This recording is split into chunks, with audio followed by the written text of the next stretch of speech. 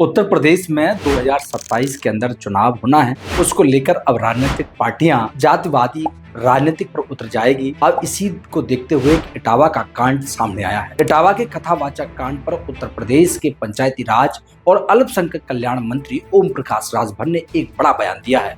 उन्होंने कहा है कि यादव जाति के लोग ब्राह्मण का हक खा रहे हैं, ऐसे में विवाद तो होगा ही। जी हाँ, नमस्कार, खबर को देखें क्योंकि खबर बड़ी महत्वपूर्ण है और खासकर उत्तर प्रदेश से जुड़ी हुई है। उत्तर प्रदेश में पंचायती राज और अल्पसंख्यक कल्याण मंत्री ओम प्रकाश राजभर ने कहा है कि यादव ब्राह्मण समाज का हक मार रहे हैं।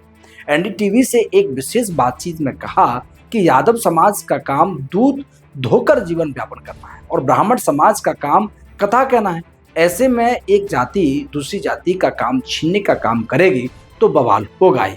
राजभर सुलहदेव भारतीय समाज पार्टी के प्रमुख भी है। वर्ण व्यवस्था में यादवों का काम निर्धारित है। ओम प्रकाश राजभर को उत्तर प्रदेश में पिछड़ी जातियों का बड़ा नेता माना जाता है। राजभर ने कहा है कि कथावाचक कांड के दो आधार हैं। उन्होंने कहा है कि कानूनी तौर पर यह गलत है और इस पर कार्रवाई भी होगी।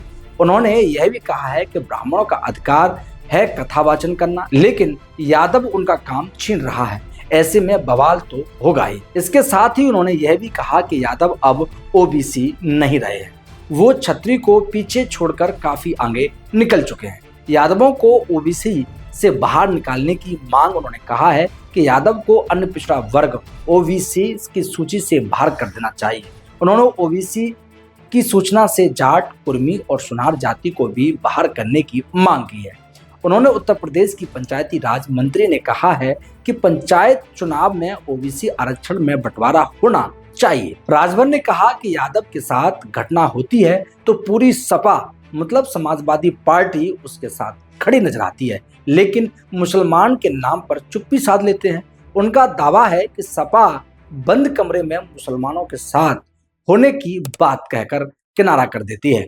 तमाम ऐसी खबरों के लिए जुड़े रहिए। नमस्कार।